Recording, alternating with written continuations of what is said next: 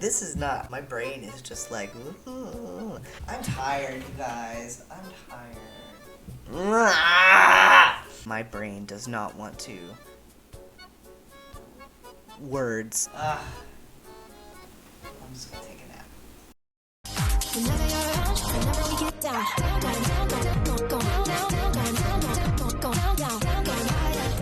So, you may notice that I am not in the place I am usually in. So, I recently moved my desk from my bedroom into the main area because I wanted to keep kind of my sleeping quarters and my working quarters separate. So, I'm still trying to figure out like what to do because I like having my queer bookshelf in the shot, but it doesn't really fit out here, so I just have my little tiny bookshelf, but that's a problem for future Tom to deal with. So, we are here today to hopefully finish, perhaps finish episode 8 of season 2 of Heartstopper. So last time we stopped like right in the middle of the prom. Elle had just told Tao that she wanted to go to Lambert, and Tao, of course, knew this already and was very supportive, sad but supportive, and that's where we stopped. Baby Queen is singing an awesome song, Tao and Elle are dancing, and that's where we left off. So let's continue from there. Where are my headphones? All right, let's continue. Okay, so we have Isaac walking determinedly through the library over to the queer book display. And it's so interesting that, like, he and James literally set up this display, and, like, the Ace book is in the very center at the top, like, prominently displayed. And it still did not occur to Isaac that that book could have anything to do with him. I relate. It's very easy to miss obvious signs when you're not looking for them. So I love this moment for Isaac looking at the book. And like, of course, the way that Isaac finds out more about this topic is going to be through a book. Like for Nick, he searched online, he talked to people about it, but this is Isaac. So it makes so much sense that his instinct is, I need a book to tell me about this.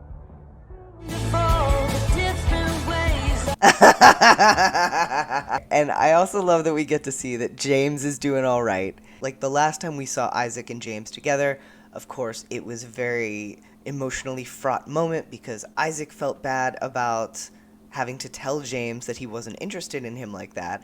And of course, was feeling bad about himself also, being like, what's wrong with me? Why am I not feeling this? And James, of course, was not feeling great because the person that he liked had just told him, he's not interested. So it's wonderful to see both of them back to back in this scene. I love that they've put these two things together where we have Isaac looking at the book that can finally tell him more about asexuality, and James just tearing up the dance floor with his friends, having a wonderful time, bounced back, doing great.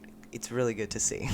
We want James to thrive, and I hope that he and Isaac can still be friends next season because we need more of James for sure. And Tori, the queen, Tori sitting there. I love that she's wearing all black. I love that she's sitting on the fringes, just sipping her drink, while the merriment goes on, looking not super thrilled to be here, just very Wednesday Addams. And I know a lot of people have theorized about why she's even at the prom, and it's been suggested that she might have gone there to keep an eye on Charlie. That's possible. She might have gone there with her friends, her friend from Solitaire. Also possible. But yeah, I tend to lean in the direction of like, she's been keeping a very close eye on Charlie, and like knowing that this is the public appearance of Nick and Charlie, I think Tori probably wants to be nearby just in case.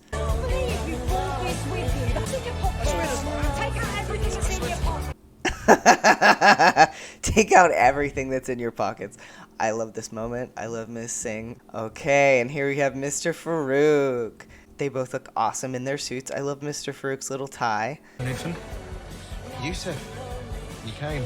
Oh, and Mr. Ajayi sounds so happy when he says, "Oh, Yusuf, you came." Said you needed more chaperones.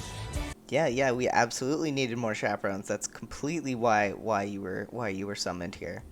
That night in Paris, pretty stupid thing for us to do. Now, I love that even though Mr. Farouk says pretty stupid thing for us to do, Mr. Ajayi still gathers his courage.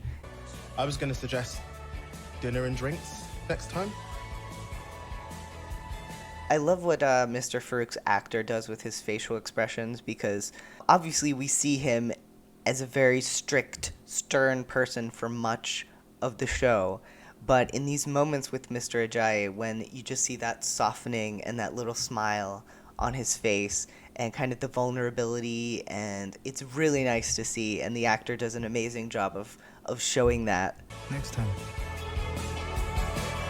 And this is the first time that like they lock eyes. Even on the bus ride home, we saw like Mr. Ajayi looks over at Mr. Farouk, and then Mr. Farouk looks over at Mr. Ajayi, but they never really lock eyes. And in this scene too, like they're always kind of averting their eyes and not really fixing on each other. But now, finally, their eyes lock. Okay, so we have Imogen looking fantastic. I love her dress. She looks beautiful. So one thing they always do so well in this show is match the song lyrics to what's actually going on. So here we have, I must have been asleep for days and moving lips to breathe her name. I opened up my eyes. So it's really interesting that these are the lyrics that are going on as Imogen is staring up at Sahar. I opened up my eyes.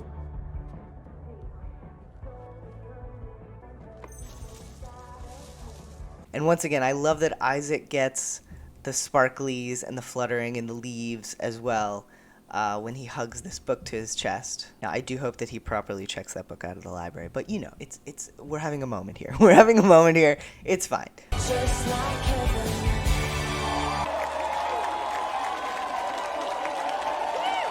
Hey everybody, it is Tom the next morning. So I don't think I did a very good job of talking about this scene with Imogen and Sahar last night when I recorded this because my brain was not working in any way. She talks about Nick. She says, I'm too tired to talk about this. So I suspect you may see me again later on, especially for the last scene with Nick and Charlie. But for now, I wanted to say some things about this scene. So this moment of Imogen gazing up at Sahar, like, I think it could be interpreted in a few different ways.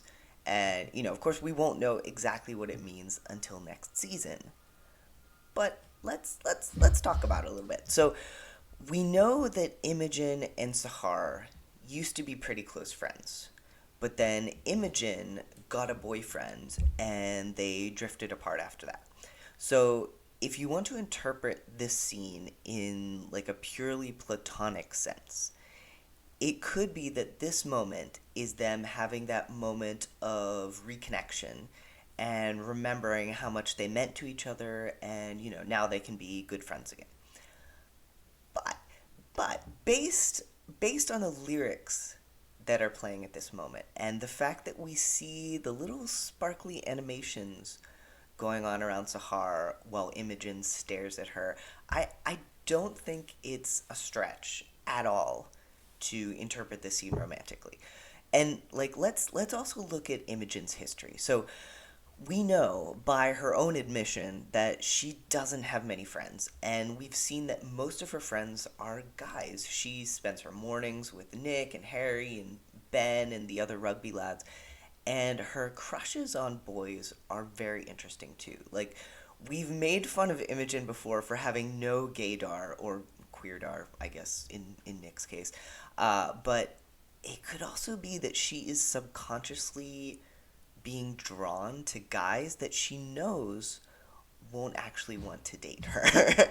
Now that could or could not be what's going on, but it's possible. It's also interesting to look at the language that Imogen uses to talk about her crushes on guys. Like, she never talks about what she likes about them or how she feels about them. It's always about how long they've known each other. Like, to Nick, she says, "Oh, but we've known each other since year 7. We hang out every morning." And when it comes to Ben, she says, "He's one of my oldest friends." Like, it's like Imogen feels like she's supposed to have crushes on boys, so she picks the ones that she's known for the longest, who are the ones that she feels most comfortable with, to kind of like fulfill that obligation. But does she actually want to go out with them? And like, did she pull away from Sahar because she got a boyfriend, or maybe did she start feeling something for Sahar? Did she start feeling now subconsciously? Because I really don't think she was aware of any of it consciously, but like subconsciously, did she start to feel that pull of attraction towards Sahar and immediately go get a boyfriend and start distancing herself? I don't know. Could be. But anyway, now we have present day Imogen, who has not only reconnected with Sahar and found out that Sahar is bisexual, but she's been spending all this time with queer people and seeing, how happy they are together and how freeing it's been for Nick to be honest with himself about his sexuality and the feelings he has for Charlie. And yeah, I think this makes perfect sense as an arc for Imogen. I mean, we'll see what they do with it. Like, is she lesbian? Is she bi? Is she just appreciating Sahar platonically? We'll find out next season. But either way, I'm really, really interested to see where this goes. So we have Charlie sitting by himself, presumably because, we know when the OG gang were getting their picture taken, Nick saw Tara looking upset through the crowd and went off to talk to her. And then Ellen Tao went off to dance. Isaac went to the library. So Charlie headed off to a table on his own. And we see some people looking over at him and talking. He is the focus of their attention. They're clearly talking about him and Nick. And then we have Nick making his way through the crowd.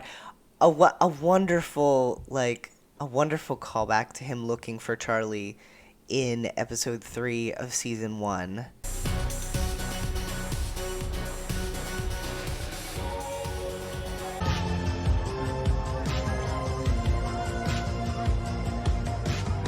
It's such a beautifully similar moment where, Charlie is sitting off by himself, Nick has been looking for him, and also similar to episode 3 is that before he finds Charlie, he sees Tara in the crowd, and some important emotional turn happens.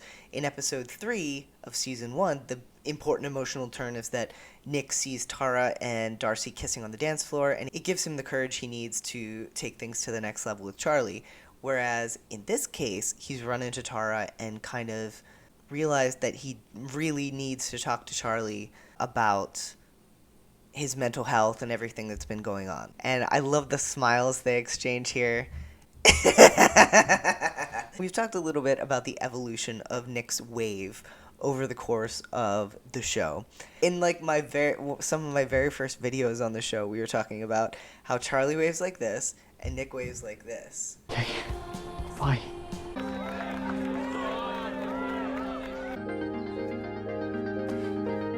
And we also see in this season that Nick's dad also waves like this. So we start off with a Nick who is doing the bro wave that his dad taught him. And then in episode 1 of season 2, we see him do kind of a hybrid wave between Charlie's wave and his usual wave. And then by this point, episode 8, he literally just did Charlie's wave right back at him. Now finally we've come to the point where he's completely open and out and accepting the queer side of himself and is waving and is mirroring Charlie's wave, which is a cool little detail. And as soon as they sit down, Nick holds out his hand, and like, we've seen them hold hands under a table before. That first day after they kissed in Charlie's bedroom in season 1, we saw them in the art room together at lunch holding hands under the table. And now there's no hesitation. Nick puts his hand on top of the table for Charlie to hold. Should we dance or like get a photo or something? Can you dance? Oh no, not at all. No. Me neither. I also cannot dance. Can we leave? I think it's really interesting that this is how prom night turns out for them. That there's all this pressure leading up to it, and like Charlie clearly feeling very stressed about it, and like this idea of, we have to show up as a couple. Everyone's expecting us to be there. And then, in Charlie's head, we saw earlier, he was imagining like all eyes on them as they walked in and stuff like that. But the truth is, most people have not been paying them much attention. Like, they've had a few people glancing in their direction. Obviously, their friends have been paying attention to them. But, like, it hasn't been the big deal that Charlie was afraid of. And now that that's kind of passed, now that he's here facing this moment of being at the prom with Nick out as boyfriends, and it's just not that much of a big deal, I think it's a really mature moment for Charlie when he realizes, like, no, you know what, we shouldn't be doing this for other people, we should be doing this for us, and what's right for us is not, because, like, the things that you're supposed to do at the prom are the things that Nick lists. You're supposed to dance, you're supposed to get a photo, you're supposed to do these things, check, check, check, check. These are the things that the prom rules dictate that a couple should do. And these are the things that they're probably expected to do. People expect that as boyfriends they're going to do this. But it's a really wonderful, freeing moment when they kind of realize, and Charlie, of course, realizes it first, but when they kind of realize, like, oh, we don't actually have to do that. We can do what feels right for us. We've been so obsessed with the idea of coming out. It's like we've forgotten why we wanted to do it in the first place. I just want to have a fun night with you and our friends. Yeah, I want that too. It's not about other people, it's about them and what feels right for them. So it's wonderful to see them reach this conclusion. Great success. I love that Tao comes back from Dancing with Elle saying, great success, great success. Which, we hear him saying something similar in, I want to say, when they're playing video games at the bowling alley. Great success. I was born to kill aliens. Where's Tara? She went to find you. Now, when I tell you that the first time I saw this, I was yelling at the screen at Tara to get out of there. Don't do this. Don't go to Darcy's house, because I was so afraid of what Darcy's mom was going to say to her. Because obviously we know Darcy's mom is kind of a monster. And the fact that Tara is going there alone as a queer black woman really scared me. Even though obviously I know it's Heartstopper and nothing too terrible is going to happen to her. But, like, I was seriously concerned for her. Hi. Hope we don't take cold calls. And, like, her immediate assumption that this girl in a prom dress on her doorstep is trying to sell her something. Wait, I'm Darcy's friend. She said she was coming to our school prom tonight, but she didn't show up. And the look on Darcy's mother's face when Tara says all this, I do wonder if she suspects anything regarding Tara and Darcy's relationship, or if she's just in general being cold as fuck because Darcy was brought up. Is she okay? And how would I know that? And the answer, and how would I know that, when asked if Darcy's okay. She had another one of her tantrums last night over an outfit, can you believe? And the fact that she then kind of, like, tries to bring Tara into it with her, like, expecting that Tara is gonna agree with her. I think this is something that is unfortunately very common with this type of parent, where they kind of belittle their children's very reasonable and legitimate emotional reactions to their abuse as them being silly or childish or overreacting. And these kinds of parents always have a story in place that shows them as the reasonable adult only doing what's best for their silly, immature, unreasonable child. And even knowing that Tara is Darcy's friend, Darcy's mom still tries to project this version of reality onto her. Like Tara's going to agree with her and just be like, oh yes, clearly Darcy was in the wrong and you're an amazing mother. Like, it's just very interesting that that she defaults to this version of the truth, even with someone who obviously is not going to agree with her. Your own mother can't tell you the truth about an outfit. Who can? She looked like a lesbian. And then the she looked like a lesbian. If the mother does suspect that something might be going on with Tara and Darcy, this is a pretty, I mean, obviously a really shitty thing to say regardless, but, like, especially in that case. She'll realise she was in the wrong and she'll come straight back.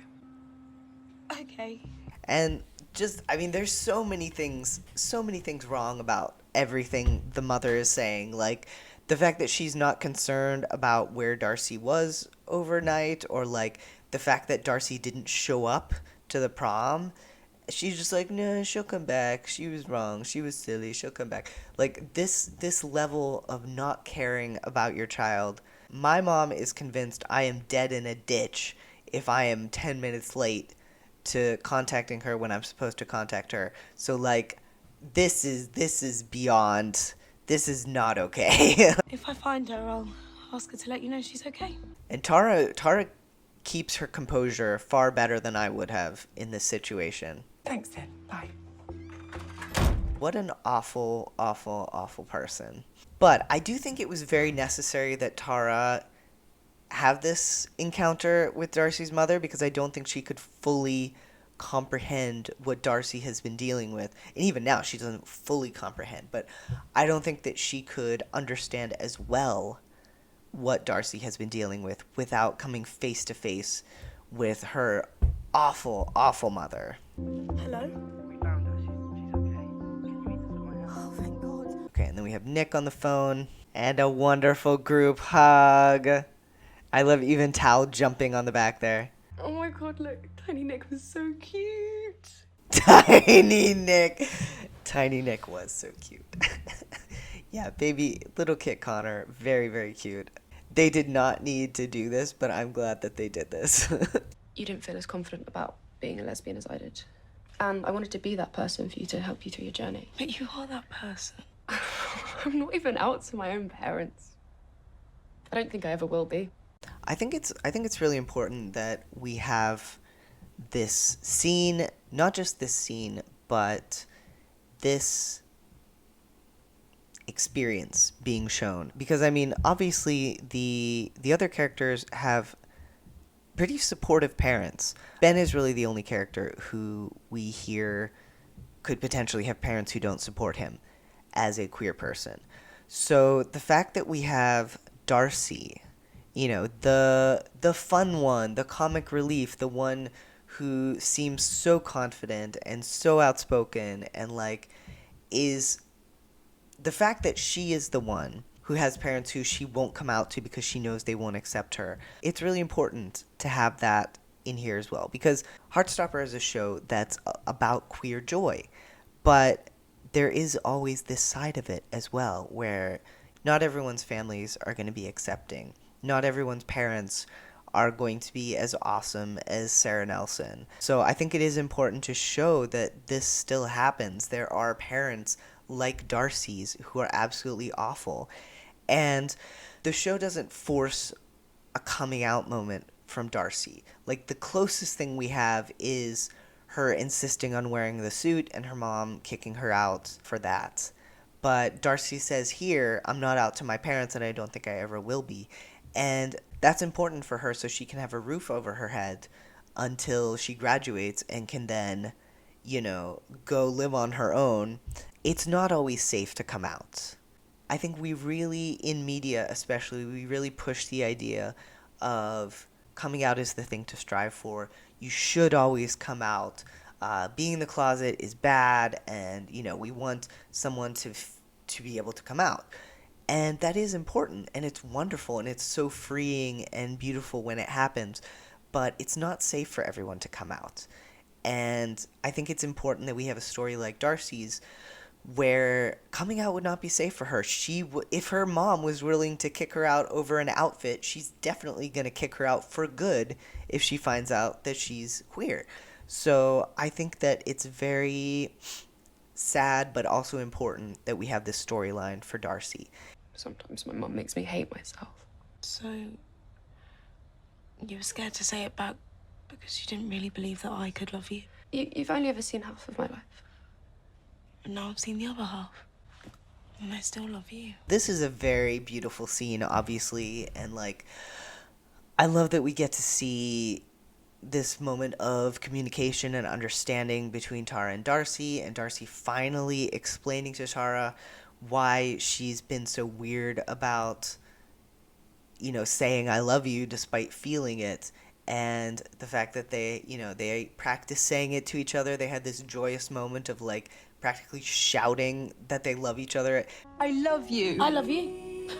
I love you. And we have a Taylor Swift song playing, which apparently, like, I think most people know this, but Taylor Swift let the show use this song for free because she thought the scene was so lovely that it deserved to have that song in it for free. So, very cool. I was too scared to jump in. And we have that line, I was too scared to jump in. Another reason why I really like the gang coming back to Nick's house and having this kind of having their own prom is that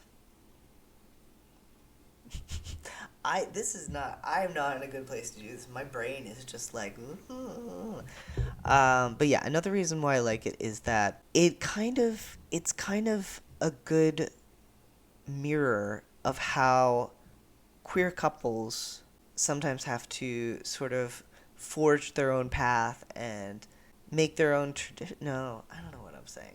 I'm tired, you guys. I'm tired. Being queer often means deviating from tradition in a certain way. And I like that we have our gang of queer main characters deviating from tradition here in that they've left the prom early and gone to have their own kind of much cooler, much better prom at Nick's house instead. Oh, and we have kind of like little firefly sort of lights going on around them, which really fits with the kind of summertime vibes of the song. Shall I make some tea? Let's have some tea. They've said that like the way that they filmed this was just to let the gang just play games and have fun and improvise things, which made for a really organic and just fun scene. And like the couples, Tao and Elle sitting together, and Tara and Darcy, and Isaac is reading his ace book, and like Nick has his arm around Charlie and just kisses him beautifully on the side of his head. And they play some really weird games. Just like a folk song. Hey, as long as you guys are having fun. Please picture me. And this is just the most tender, lovely kiss that we see between Nick and Charlie. And comparing this to the very first episode of the season, where once again we have this whole gang together, and Nick doesn't even feel comfortable kissing Charlie in front of them. It takes him until like the end of the sleepover to finally gain his courage. But like we have that scene of them sitting next to each other and just kind of like brushing fingers and knees and like not feeling comfortable enough yet to kiss in front of their friends. And here they're just having this beautiful, tender, lovely kiss while their friends are in the background, and it's just beautiful. I used to scream. Worst game of hide and seek ever. They're just having such a fun time. Like, even Isaac is dancing and laughing, and Nick and Charlie slow dancing. Again, I think most people have heard this or know this already, but Kit and Joe were the ones who decided to slow dance with each other from what I've heard. So, great choice there, because we all wanted to see them slow dancing, and I'm so glad that they do. To India forever. Ah, okay. So the gang is leaving, and like talking about the Nick and Tao relationship and how far it has come. Tao just like leaps at Nick with a hug, and I love that. It's not even like following the friends and like, oh, everybody's hugging Nick, so I better hug Nick. Tao is the first one who's like, give me a hug, buddy. We're friends now. I love it. And then it's Nick and Charlie. And once again, we have the one-armed hug and lift from Nick. Nick and Charlie head upstairs to Nick's room. And we see them lying here. I need to go home soon. No. I love this moment from Nick where Charlie's like, I need to go home soon, and Nick's just like, no. I like Nick's green pants. So it has been pointed out that, like, Nick's suit is gray, but with kind of a green undertone, which really matches the color scheme of this season. And, of course, the fact that yellow and blue make green. Yeah, so, like, I did want to say, like, we're just going to do a quick side here. I love when you guys mention things in the comments that I didn't mention in the video. But please don't, like, abuse me for not mentioning something. Like, I've had someone say, like, I can't believe you didn't notice this. Like, first of all, maybe I did and I just didn't talk about it. Second of all, I am but one person. I cannot notice all things. In any case, please continue to mention cool things that you notice or that you know that I don't mention. But please do so kindly and keep in mind that, like, you know, I can't talk about everything. It's impossible. You got so many rugby trophies. I like that Charlie's like, I need to go, and then when Nick finally releases him, he, like, wanders over to look at the rugby trophies. That one's from summer camp. I think I had a crush on the instructor. I was obsessed with him, so I tried really, really hard. I love this Nick lore of, like, him having a crush on his rugby instructor and working so hard that he got a trophy out of it. That is so adorable. And we see Nick's smile kind of fade a little bit. Now your turn. Tell me something. It's all been leading up to this where Nick, as we said last time, has been kind of like the Charlie detective through this whole season of picking up bits and pieces of what's been going on with Charlie and the trauma that he's experienced and everything that's going on. And now he had that talk with Tara where he's like, even if they don't want to talk about it, maybe you just have to bring it up. And here he is bringing it up. Like what? And at first, like, Charlie's body language is fairly open. He's relaxed. He's smiling. You never told me about the bullying. What that was like.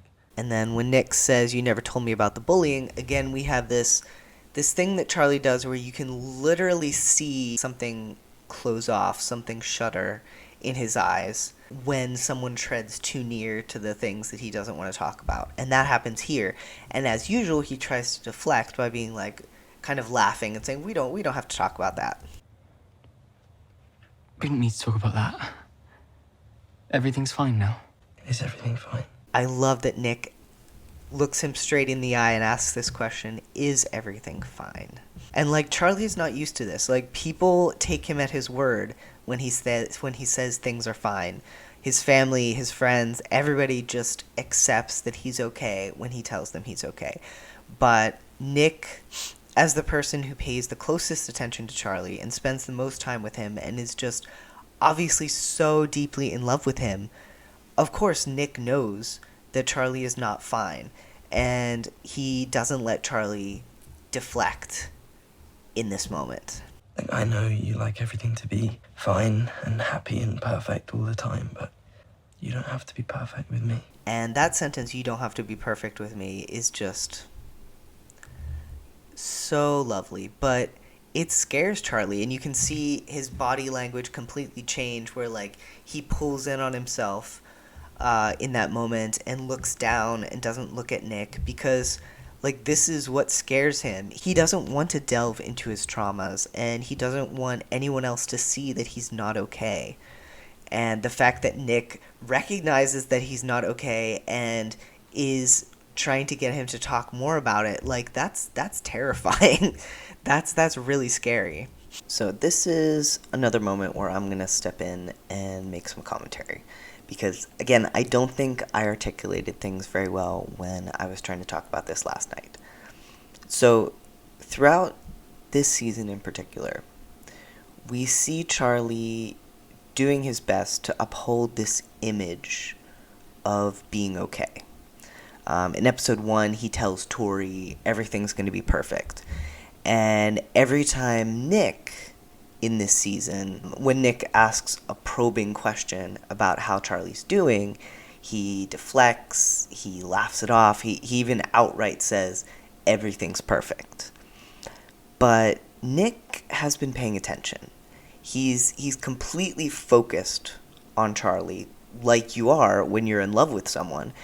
And with all that he's learned about Charlie's eating disorder and his trauma with Ben and the fact that he's never talked to anyone about being bullied, Nick has come to realize that Charlie is not okay, and letting him go on pretending that he is it's not going to result in anything good.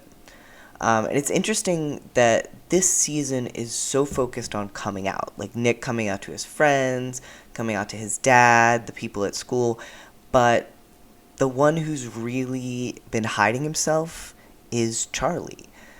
He's so used to putting up this front so people don't realize how much he's suffering. And, you know, as someone who also deals with mental health issues, I very much relate. So, as I've mentioned before, I suffer from anxiety, panic attacks, and OCD. And when I was in college, I also suffered from some pretty severe depression, caused at least partly by me trying to come to terms with my sexuality and my gender identity at a time when information about those kinds of things just wasn't available. So part of that depression involved going to some very dark places and thinking some very dark thoughts. And while I didn't do it a lot, I did self-harm sometimes in those days. And, you know, I even thought very briefly about the ultimate form of self-harm. And when you're thinking thoughts like that, you are not okay. But I hid all of that from everyone I knew. Part of it was shame, but another part was this belief that if I could just keep anyone from finding out, then it wouldn't actually be real. If no one knew I was struggling, I could at least have a break from it when I was with other people. Like, I could pretend that I was okay. And in their eyes, in the eyes of the people I was with, I was okay.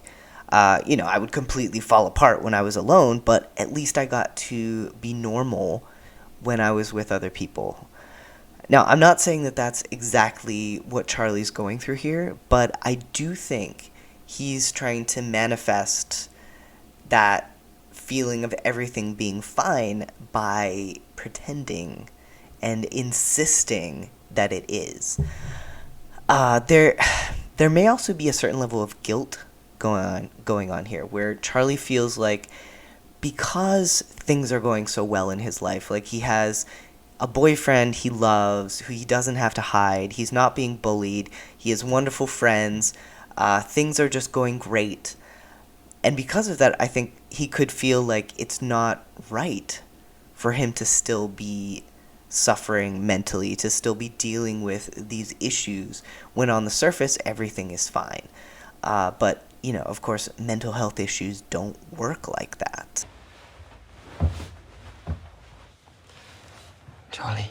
Seeing Charlie retreat into himself, Nick immediately comes closer. He gets right on Charlie's level, sits down right in front of him, and takes his hand. We said we'd tell each other things. After you told me about your eating thing. And the fact that they're in Nick's room, which is one of the safe places that they have together. No one else is even in the house. It's just the two of them. They've just had this amazing night together.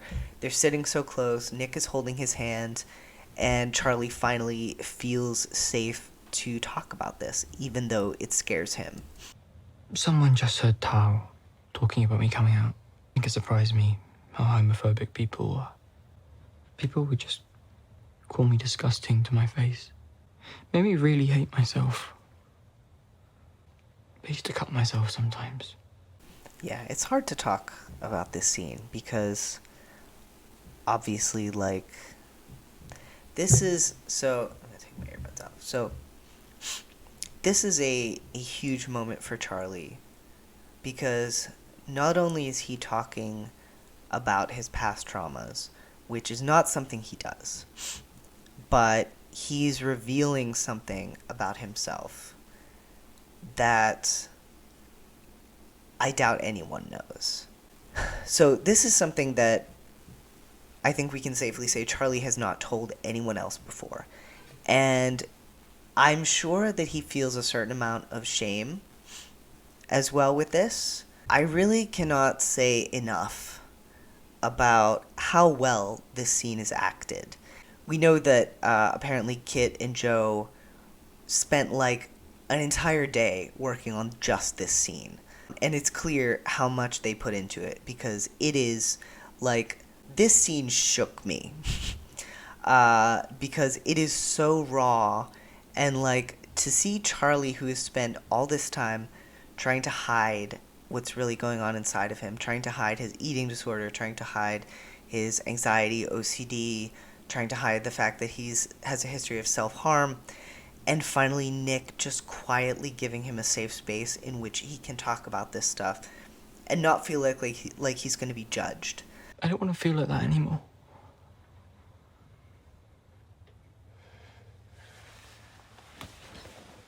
His tearful exclamation of, "I don't want to feel like that again," is just so heartbreaking. What's also heartbreaking is seeing Nick's reaction to all of this.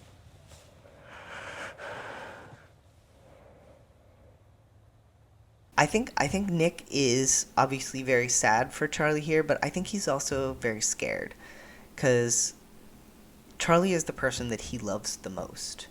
And learning that Charlie has hurt himself in the past and knowing where that could lead is terrifying. Like, the thought of losing Charlie, I'm sure, plays through Nick's mind here. And like, what really got me in this scene, I mean, obviously both of their performances, but like when Nick is hugging Charlie so tightly, and like we just see the silent tears going down Nick's face as he's holding him and asking, "Do you still do that?"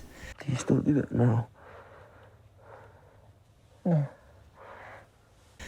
And Charlie says no. And it's interesting that in the comics, he doesn't say no. He says something like hardly ever. So I wonder if they've decided to deviate from that, or if this is a case of like Charlie not being completely honest. Sorry. And then Charlie, of course, has to apologize. I thought we banned the S word. Can you promise to tell me if it ever gets that bad again?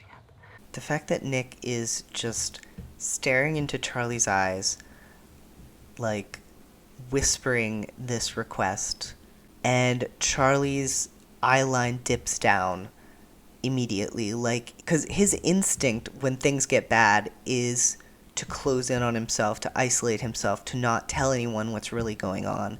So being asked to tell someone when he's in that state, that vulnerable state of really bad mental health, he looks away. I just don't want to annoy you or burden you. But I've done so many things that were scary in the past few months because you were there, holding my hand. And I want to be that for you too. And I love this kind of spoken proof of how balanced Nick and Charlie's relationship is, where, again, Nick, as he says, has done so many scary things in the past few months. So he's kind of turning that around on Charlie to be like, no, I want to be there for you too. I want to support you just as you've supported me. You're my boyfriend. There's so many nice parallels between the seasons and just in general in this show. But the fact that in the last episode of season 1, we have Nick declaring to the ocean, "You're my boyfriend! We're boyfriends!" You're my boyfriend! I'm your boyfriend! We're boyfriends! Don't you dare drop me! I'm not gonna drop you. And here in this quiet, intimate space. Again, the final scene of episode 8, we have Nick whispering to Charlie emotionally, "You're my boyfriend." You're my boyfriend. John. Please. Please promise me. The way that he, like, this part just killed me. Like, the way that Kit delivers this line of, like, the barely a whisper of just begging Charlie to tell him. Okay. And I think it's really interesting here that Charlie initially looks down, but then forces his eyes back up to look into Nick's eyes, like he's fighting off his usual, desire to hide and to deflect. I think at this point, Charlie has finally come to the point where he's like, his instinct might be to hide away when he's feeling awful, but it's good that in this moment, Charlie is able to make that promise while holding Nick's eyes, and it does sound like he means it. Now, whether he'll be able to keep that promise, we'll see. I think it's a big step for him to, number one, to open up to Nick about all of this, and number two, to make a promise and mean it about continuing to be honest with Nick about his mental health. And then we have Nick just like holding Charlie's face and staring into his eyes. And I think, like I said this before, but I think this whole interaction really scared Nick. And I think for the first time he was kind of faced with the really terrifying fact that he could lose Charlie. So, like, the fact that in this moment he's looking at Charlie and just taking this moment to really take in all that Charlie is and realize for himself how deeply he loves Charlie.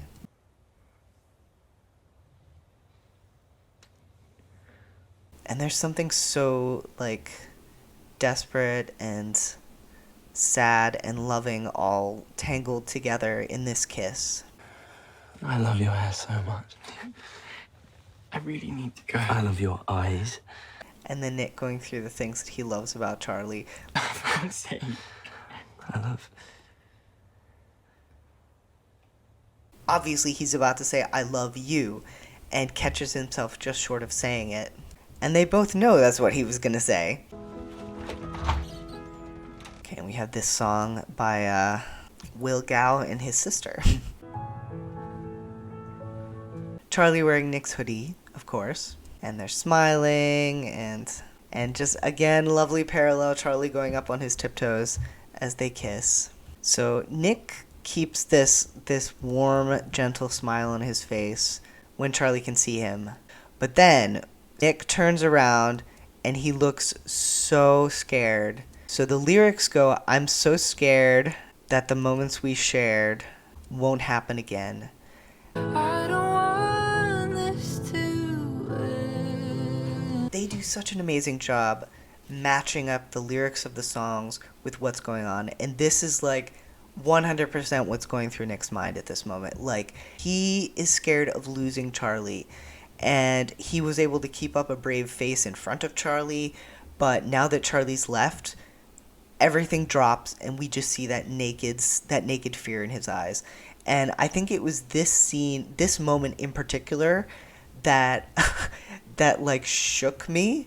I mean, the whole scene was, wow, so intense and like very heartbreaking.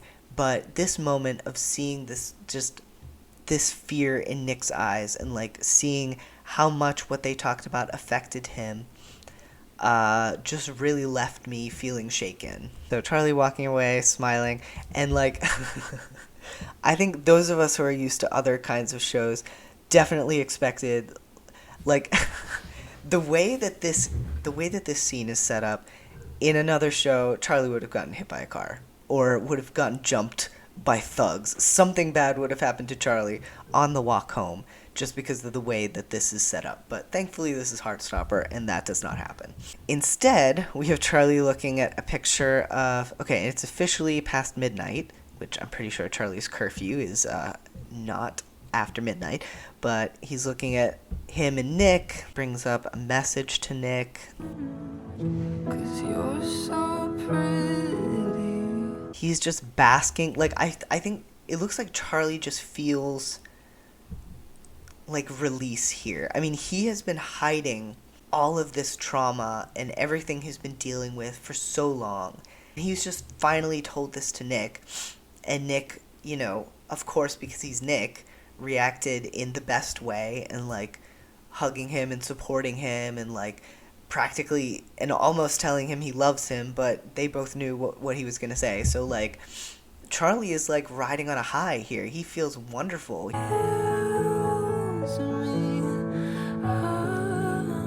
And we see him type, "I love you," which he does do this in the comics, but he does it much earlier and then deletes it. I love that little, like, that little laugh exhale that he does here, because it's like he's just realized that these words are true. Like, he types it out to kind of test it, and has a moment of being like, wow, I actually do really love Nick, and Nick loves me. And so I love that we get to see this moment of realization, and, like, just the kind of hopefulness and joy that we see in Charlie in this moment is lovely, especially compared to the, you know, what we just went through. And his thumb hovers over the send button. And we fade to black with "Don't Leave Me." So, of course, if you read the comics, you know that we know how Charlie tells Nick that he loves him, and it is not via text. And I suspect that, so it is a cliffhanger, but it's also not a cliffhanger, because we know he's not going to text Nick, "I love you," at this moment. But I really like this as the place where we stop, because we have confirmation from both Nick and Charlie that they love each other, and that they're at that moment of being ready to say it. They just haven't said it yet. But, like, oh my god, you guys, oh my god, there's just so much in this episode. And, like, that last scene between Nick and Charlie is so full of so much emotion. And, like, after I watched that scene for the first time, I genuinely felt shaken. I'm just gonna take a nap. This episode is so good. There's so much that happens in it. We get to see some nice conclusions to the arcs that have been set up this season. This episode, we get to see every character being honest. So Isaac being honest with himself about his feelings, or lack of feelings, and embracing the possibility that he might be asexual. We have Tao and Elle, you know, Elle honestly saying that she wants to go to Lambert, and Tao, you know, telling her in return that he understands, but, you know, being willing to accept that because he knows it'll make her happy. We have Tara and Darcy coming together, with Darcy finally being honest about her home life and why she was nervous about saying "I love you," and then them saying "I love you" to each other. And then, of course, we have Charlie being honest with Nick, being honest with anyone for the first time about the extent of his trauma and what he's been dealing with and all that. It's interesting that, like, in this episode, the only I wouldn't call this dishonest, but the only person who is being slightly dishonest in this episode is Nick, where he's hiding how deeply Charlie's revelation has scared him. In any case, as I said before, there will be more videos about Heartstopper from this channel. And yeah, we might even do, like, I was thinking about doing a video about, like, some of the cool parallels that we see in the show, or, like, analyzing certain things or characters or scenes or stuff like that. So we might do that. But for now, I'm tired. This video has gone very long. And I was trying not to do that, but granted, I'm going to edit it down, because sadly, a lot of the footage that I got today was me rambling, trying to, like, get my point across because I am tired and like my brain does not want to words. My brain does not want to words. All right, well, thank you so much for watching, and a huge thanks as always to our Patreon supporters who are absolutely amazing, such wonderful folks. And a special shout out to our Nick Nelson members, Kelly Walker, Paul Z, and Kent Smither. And if you would like to be privy to early access videos and book excerpts and random updates and daily Darla photos and all sorts of other random stuff, head over to the Patreon. You can be a member for as little as $1 a month, which is a pretty good deal. So, yeah. Alright, well, thank you so much for watching, and I will see you guys in the next video. Bye.